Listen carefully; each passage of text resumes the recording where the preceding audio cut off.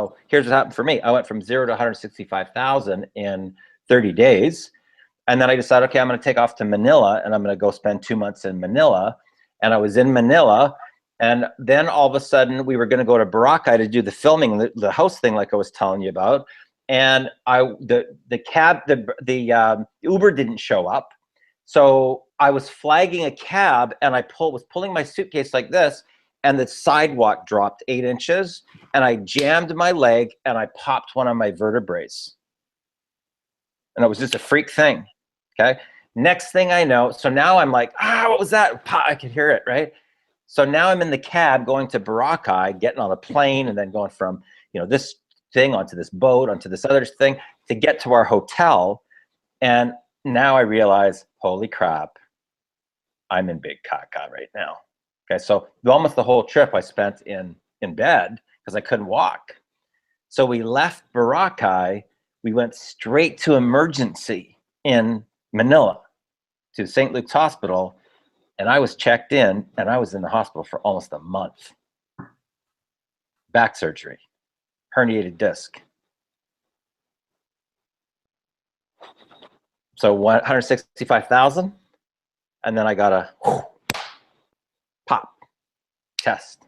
Now, lucky for me, I understand how the game works. So it didn't have the same type of impact on me as it would for most people, right? And I just kind of went with the flow, and it wasn't that big of a deal. Well, it was a big of a deal in what happened and everything else, and it was definitely an experience that I'll remember for the rest of my life, let me tell you. But during the month that I was in the hospital, I was doing webinars from my hospital bed. I still had a $25,000 month in the hospital, right? So is that big of a deal? Like, I took a little break kind of thing. Yeah, it sounds like patience. It sounds like patience to me. You got a big old dose of patience. Yeah, and you really have to just kind of say to yourself, okay, what if this is in my higher good? Right. What if? That's what I learned from Dr. Darren, right? What if, when people are going through the tragedy in their life, okay, and they think that it's tragedy, what if this is in my higher good? Doesn't seem like it at the time. Okay, and I'll share this with you, just before I wrap up. But when I went from, when I passed the million and then went to 4 million and then 10 and all the way, I was on the path to become a billionaire. And then I got into a custody battle. I spent $500,000 fighting for my boy, right, when he was a little kid. And that was a really major test. Okay. I went from never thinking I'd ever have to worry about money ever again. Okay. Always having $1 million cash liquid all the time, and properties and traveling around the world and everything else, plus stock and all sorts of shit, to losing everything, to having to actually move back home and live with my parents because my system started to completely shut down from the stress. That means my kidneys, my liver, everything else. And I was hooked up to IV for 5 hours a day, vitamin C intravenous. You want to talk about, humbling experience, okay? But here's the cool thing. If I hadn't have gone through that, I would never been given Unleash the Alpha Within from the universe. That was downloaded to me, right? On this path, on the path of, losing it all, on the path of the custody battle, on the path of, at the time, dealing with, as close as I would think of what the devil would be like, right, at the time, which was my son's mother, right? And it pushed me to realms that I didn't even know existed. And because of that, came this magical thing that I can now actually live my life purpose with, because that's now my life purpose. Okay. And I would never have been able to take people from, the state that they're in to that next level unless I had actually been through that big of triumph to almost death. It would never have been given to me. Would never have been given to me. So now I have to look at it in gratitude. Yeah. Right. So it was that situation, even though, like myself and my son's mother, we don't have any communication at all. Right. She's married in a relationship with this doctor. And so we don't have any communication at all, but I do have a great relationship with my son. And it's a magical relationship that I'm so grateful for, you know what I mean? But it came from something, that wasn't good. You know what I mean? Like her and I had already split up when I found out that she was pregnant 3 days later, right?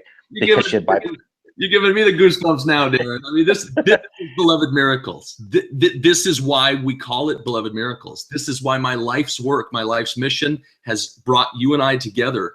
What you've tapped into now, right? Like this is the real story of a couple's dance, what you're talking about, right? I mean, is that a fair, absolutely simplify it? But this is why we're engaging couples' stories of inspiration and overcoming. And you coming here today, and now what you're touching on, oh boy, it's the tip of an iceberg. I mean, it's literally the tip of an iceberg. And I've got to thank you with the deepest gratitude I have. I was not the same, not to compare. I was in a life or death role as a new husband, as an expat in Norway, and as a father. 3 months after my son was born, I found the deepest part of the fjords that it's not like I hadn't dealt with walking the valley of the shadow of death before, because I had multiple times in my life. But as a couple, in a marriage, and in the role of father, and then my father, I shared with you before we recorded here, my father died at that time as well. So my goodness, this is the goosebumps for me, what you're touching on now. Thank you, because your willingness to be vulnerable, your willingness to be transparent and share this level of the couple dance is really what we're about here at Beloved Miracles. Nice. Yeah. Oh, I mean, this is quantum. Again, I think I'm trying to explain it, but it's in this realm where the heart speaks with words the mind knows nothing of. Absolutely. It's like that, Ralph Waldo Emerson, it's only with the heart that one sees rightly, right? That's really the truth. That's the naked soul. That's the naked soul. The journey is to the naked soul. Just so you know, if you want to make big money, you want to make 7 figures, multiple 7 figures, you have to take the journey inward to your naked soul. And it takes courage. It takes courage. It takes bravery. And you have to be willing to take that surrender and trust that there's a higher purpose, right? That's the spiritual journey. And it doesn't matter, there's tons of different people that have different beliefs. Higher self, higher power, higher consciousness, universe, God, Buddha, Jesus, it doesn't matter, okay? But if you don't make the surrender and love yourself, it's not possible to go next level. It's not possible. And I couldn't. I prayed for my beloved. God gave me an opportunity for my blood. I didn't even know what I asked for. You know what I mean? And today it is what you just coined. Beloved, you got to put a little space in there. Be loved. Be loved. It was something rather than finding it outside of myself, which is what I was so busy doing and what I did, right? And I became a father and was married and in a foreign land and all that stuff. But it was really about surrendering, as you said, after my son was born, and realizing that I had a new level, and my father then just died. I had a new level of just allowing myself to be loved. Yeah, that's Beloved Miracles. Nice. Man, not one of the 40 or more interviews we've done here now has tapped something that we've tapped here, Darren. I'm beyond words with gratitude to express to you that we've somehow taken what we're doing in this first phase of Beloved Miracles to a new level because of what we've just done here. And you've brought it. I mean, you have brought it through your experience, right? Through your story, through your inspiration, through your being a couple. and what you just tapped into. I mean, right, this is, to me, is the amazing thing. None of us would be here. None of us would be physically manifested as a human being without this dance as a couple in one form, shape, or another. Yes, yes.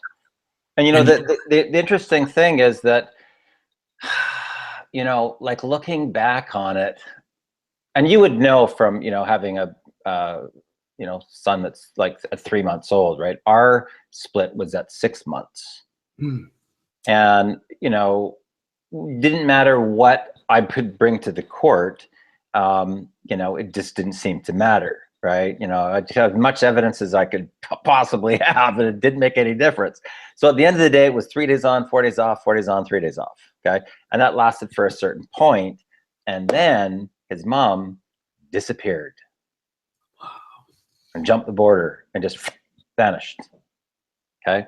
So then it was I didn't see my son for 2 years, okay?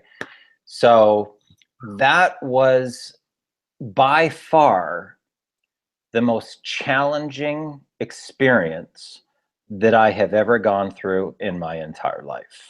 Yeah, this is not the surgery for a month in the hospital with a back issue, right? This is a whole nother category. Yeah, I started having out-of-body experiences. You know, it was really, really, but the cool thing now, if I hadn't taken the spiritual journey as much as I had, you know, I would have been, you know, like, woe is me, feel sorry for me. But with Dr. Darren, you know, what if this is in my higher good? It allowed me to tune in further into the matrix, because I realized I could actually connect with my son without seeing him spiritually, right? So we went to, this is kind of a little story. We'll wrap up for this because I've taken, you know, we've gone a little over time here, but I want to share this story with you. I got this call from a buddy of mine. I had this special tree in Stanley Park that I used to go to, right? And it was just a little area in the forest that was like a little clearing with this one special tree. And it had this really cool design on it. It was like magical. It was so different. And I got a call from one of my students, and he says, Darren, I got this like bizarre message sent to me, like downloaded, right? He was very into quantum stuff.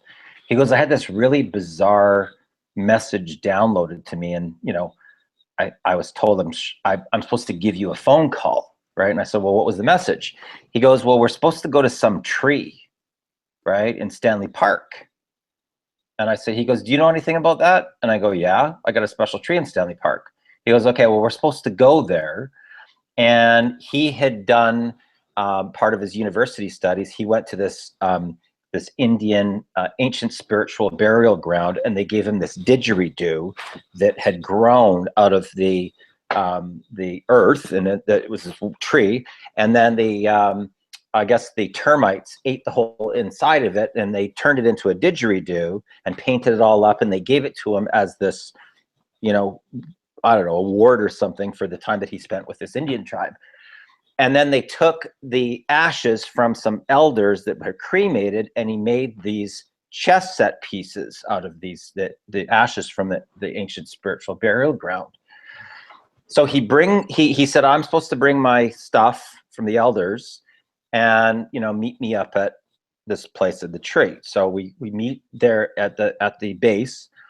And as we are walking up the path, this cat runs in front of us, and it's, you know, it's dark at night, and it's honestly, it scared the shit out of me. Right. And all of a sudden we hear this voice, right? And the voice is like, who's there? Right. And me and him were like, we're here to see the tree. So we go up to the area where the tree is. Dude, there is literally like a full pulled out tent thing and everything around this area, and there's a flippin' Indian shaman. It's waiting for us. And he tells us he got the message to set up the campsite. Okay, so Matt calls me, says he's got the message about the tree. He goes, do you got a special tree? I got a special tree. It's Stanley Park, right? So he brings the didgeridoo, the ancient spiritual burial ground thing, and then we get there, and the full campsite's already set up from this Indian shaman, right? And I'm like, oh my God, this is intense. So we end up doing this 11-day ceremony. Now on this didgeridoo is this Wally the White Eagle, and there was this whole story on this didgeridoo, and he would, you know, he would call on Wally the White Eagle, and there was probably 7 of the 11 nights where the eagle actually came to this area, and you could hear the eagle. They got this really, really high pitch thing that they do. Okay, so, and this is a time that I hadn't seen my son at all, right? So we did 11 days, right? Every day we went back to the thing for the shaman, and I brought with me a picture of my son. I brought some ski gloves, right, and a toque, right, and we laid it out there. Now, what happened during this time? Can you imagine? We're right in the middle of a forest. There's nobody there. Okay, there's the 3 of us in the forest. Now, in kind of the side area, there was a bottom of a bed spring. One of those old bed springs that are all the coils and everything like that. Well, the energy in our area heated up so much that we had to take our jackets off, right? Our jackets and gloves are completely off. There was no fire there, just our own energy. And the spring in the bed, went and it popped, it blew. And the eagle was on the tops of the trees doing their squeal thing. And later, when I finally, you know, it was probably 2 weeks after that, I finally got a hold of my son. Okay, well, this is bizarre. I said, hey, Drayson, it's Dad calling. You know, I got this story to tell you. You know, we went to Stanley Park, and before I could say anything, my son, who was probably, you know, 3 years old or something at 4 years old, says, I know the eagle came and I was scared. It was unbelievable. I didn't even tell him the story, right? That's what people don't realize about the spiritual realm, is we can communicate. So if you're in a position and you're watching this and you're not with somebody, they're far away and you're really missing them, know that you can make that communication and connect with them on a way deeper level than you can face to face on a spiritual level. And because of that stuff that we went through during that time, my son and I have an incredible relationship. We can go 2-3 months without talking to each other. It doesn't matter, because we're still connected spiritually. And I always feel like he's with me, you know? So it's very, you would never, now, how would I have ever gotten that gift if I hadn't gone through the shit? That skill would never have been developed. We wouldn't have that type of connection in our relationship if I didn't go through that pain, right? So there's a lot of gifts that people take for granted that come from their trials and tribulations. You don't realize it until you're on the other side looking back, right? Yeah, and I hear the gratitude. I hear the depth and the breadth of gratitude in you for the experience, right? I mean, you wouldn't have, if you could go back, you would do it all over again, wouldn't you? Absolutely. Yeah. Absolutely. Wow, I might have to reframe it now, Darren, because of you. On my birthday of all days, instead of together we overcome, together we co-create. Together we co-create. We accomplish more. Anything together else you want to add to what we're recording right now before we kind of bring it full circle? I hope you and I will open this conversation again. I'm going to throw out a quick question, and then you tell me if you want to do that now or later. I suspect later would be more appropriate. I want to definitely be respectful of your time. You've given so much of it here, and I'm so grateful. It has to do with the 12 to 15-year-olds that you want to impact. And the question I want to leave both of us with, that I hope we can revisit here, if you're agreeable to that, is how can we also impact those 12 to 15-year-olds through the couples, right? Ideally through the parents, but it might be a step parent, but through a couple, through this divine masculine, divine feminine, which is literally the power of co-creation itself, right? To manifest these physical forms, which we think we are. Okay, well, here's something that's very interesting. Because okay, A goal is something that dangles off in the future, okay? But an intention is a goal with emotion. And you've got forward movement when it becomes an intention, okay? Now, because I've made it my intention that that's what I want to have happen, I already have a student that's 15 right now. He made $7,000 his first month, okay? I already have parents that are having their children watch my videos as young as 6 years old. So it already happens on its own. You just have to surrender. You have to get so emotionally connected to your intention and walk forward with complete blind faith and expect that it's going to just show up on its own, right? And it does, right? The challenge is mastering your thoughts, words, and emotions. That's the challenge. If you can't master your thoughts, words, and emotions, now keep in mind, you're going to battle the human condition the whole time. And the human condition wants to take you down. That's self-sabotage, right? And when, if you like, okay, if I take somebody from 0 to 45,000 in 30 days, most of the time they implode. Mm-hmm. They implode. They can't handle it. So they start spending money like water. They step into their ego. They sabotage their whole success. I've seen it happen countless times over 30 years. So I typically, before I even start, I educate people on that process. Okay, here's what's going to happen. You're going to go from here to here, then you're going to get this universal test. Now you're either going to be a humble servant leader or you're going to become your ego. Become your ego, boom, boom, the whole thing blows up. No, it gets sent back to level 1. So, you know, there's a process in this as well to pre-frame. You got to pre-frame through the process, but it really comes down to setting your intention. So back to the 12 to 15-year-olds, it just morphs. It's like the morphing from the rock to the sponge. It does it on its own if you can surrender. If you can't surrender, bummer for you. I guess you're going to struggle more, right? And that's really what it comes down to. And some people, they can't be helped. I will tell you that for fact. Yeah. You cannot help some people because they literally are so ingrained into victimhood that they will not budge. And it's not until they reach their breaking point, their fuck it moment, right, where things will change for them. They have to reach that point. That's the only thing that will do it. And that sometimes has to be losing their parents or getting cancer or something. Losing their son, right? I mean, yeah, it's the same experience you were willing to share, and what I went through as well was literally it was senility. I mean, that's the best word I could apply to what I went through. It was senility. And it's funny that word, it was anchored for me out of a fellow who maybe you know, Leonard Orr. He used to do a lot of work, I think he still is, with rebirthing breath work and dealing with what he calls the death urge. And he says the last thing you'll have to overcome to live forever in his model and system is senility, right? So cancer is the cell's senility.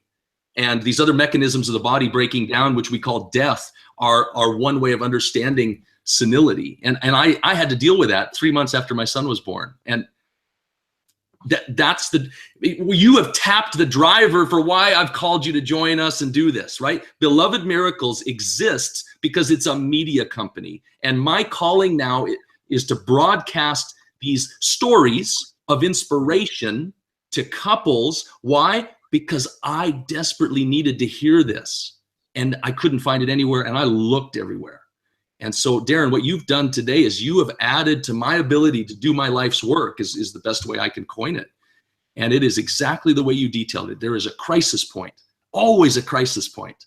And if we don't find a way, and I offer that together, because that's what my wife and I did, we together overcame these crisis points, and we call them Beloved Miracles. It's like I don't know how to do miracles. I just know when we need one. Like it's that simple.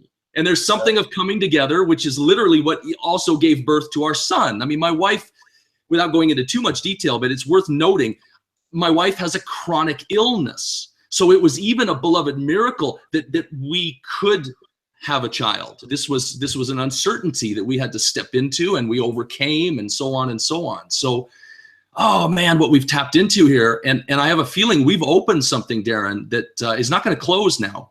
I just have a strong sense of that.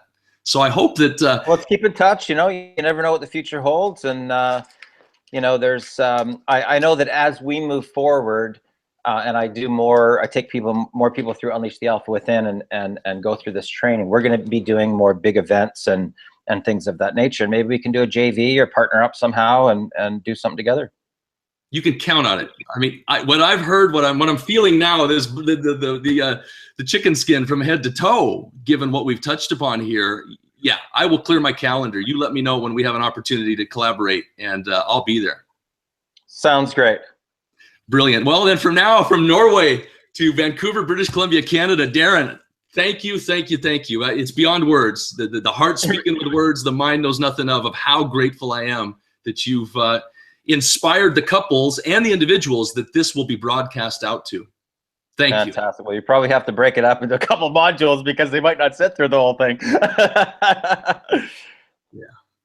Fantastic. Till next time, Darren. Okay. Take care.